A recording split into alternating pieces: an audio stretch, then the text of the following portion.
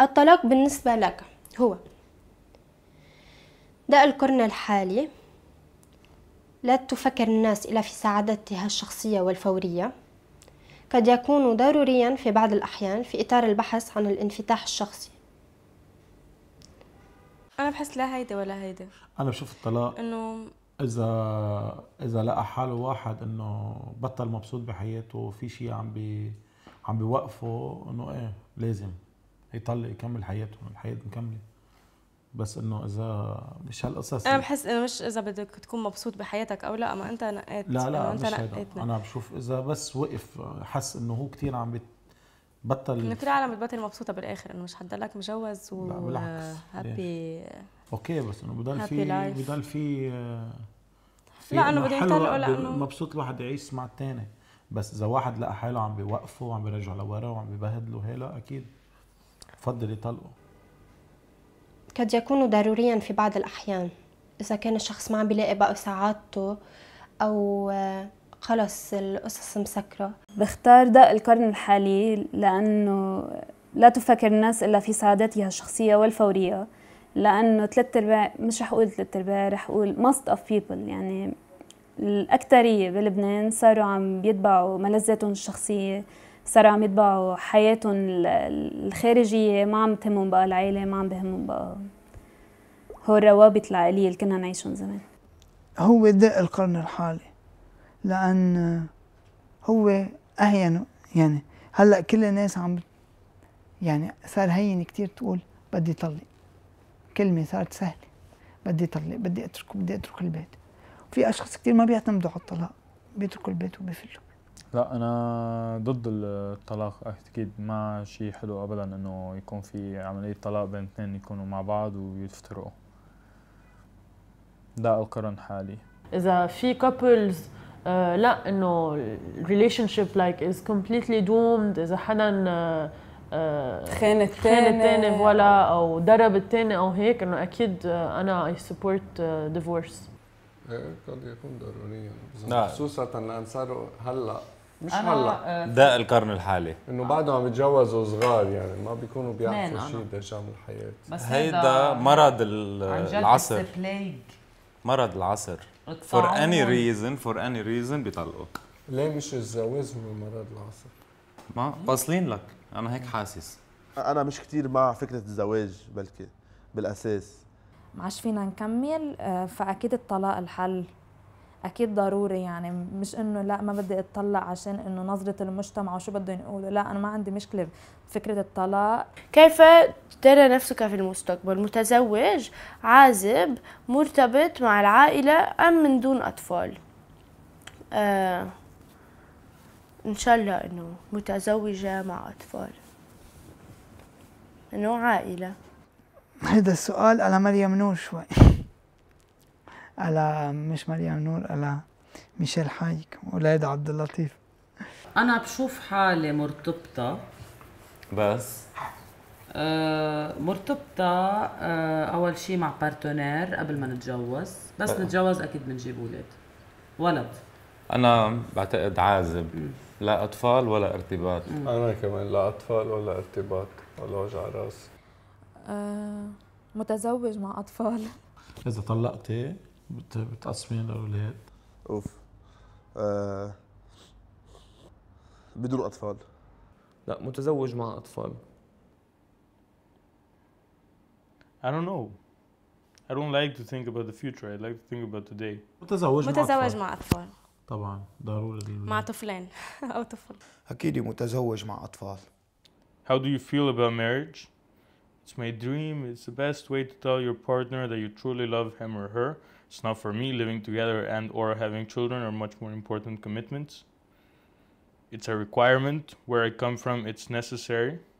It's a piece of paper that doesn't mean anything anymore.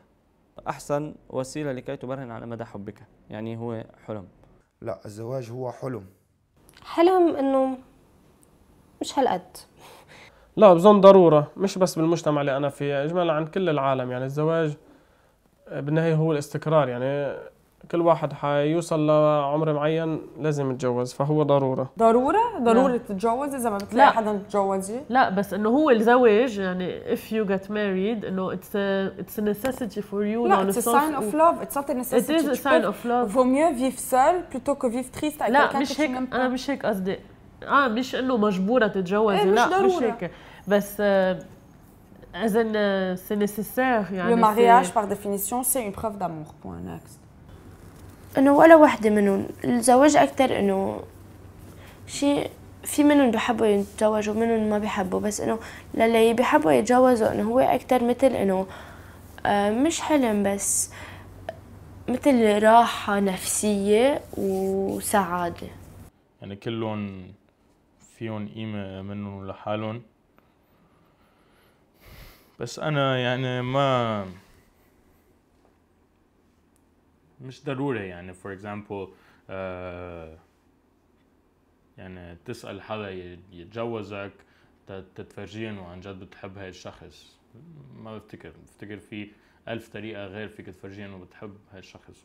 إذا بدي أتزوج هو أتجوز لأستقر، غير إنه فكر باستقرار وفكر بعائلة وحب للعائلة يمكن ما بعمله. من أحلى شيء بالعالم يعني تأسس عائلة.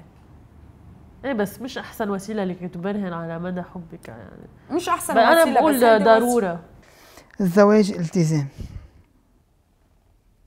التزام حب، عهد بعمله انا وبيني وبين الاخر لمدى الحياه، عهد حب كل يوم بيتغذى كل يوم بيكبر. اذا ما كان هيك ما له معنى. ضروره، انه ضروري في وسط الذي اعيش فيه. هلا هو مش ضروره ملحه يعني، بس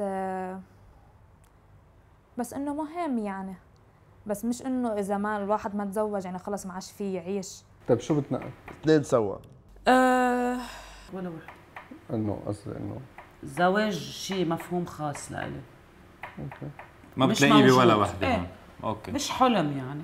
منه حلم اكيد، لانه بحلم بقصص اعلى.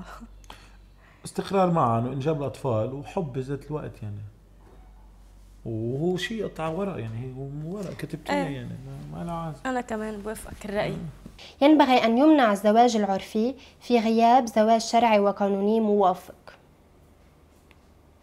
لانه الزواج لازم يكون مبني على اسس معينه كرمال، لانه الزواج هو اللي بيعمل المجتمع.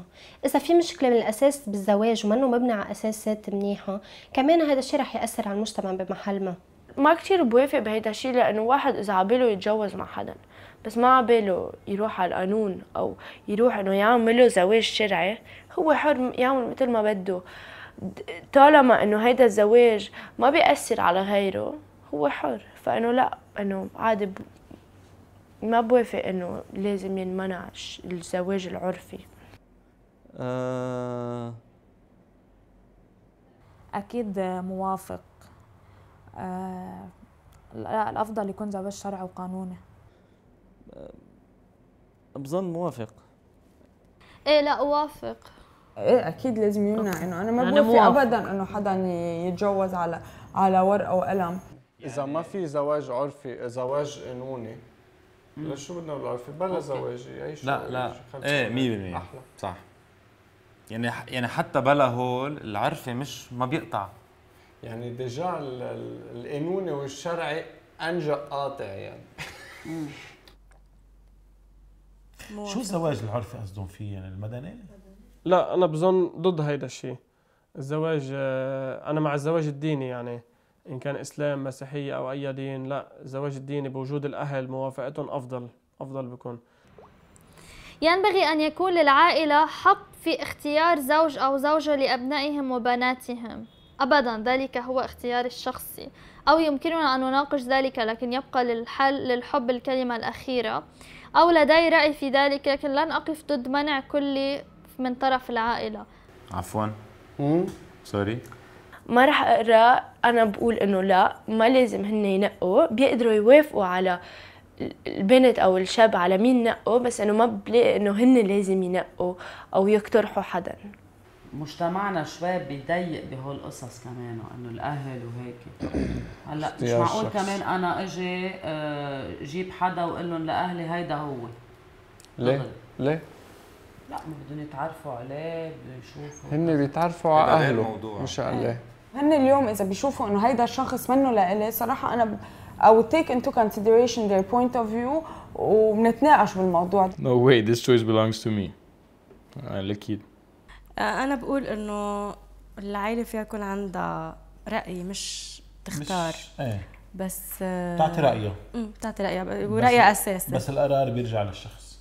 لكن بيلعبوها بالأجوبة. أبداً، ذلك أكيد اختيار شخصي. حلو الواحد ياخد رأي عائلته يعني ويسمع وجهة نظرهم، عشان كونهم هن أكبر وأوعى ومرئين بتجارب، فبحس نصيحتهم مهمة.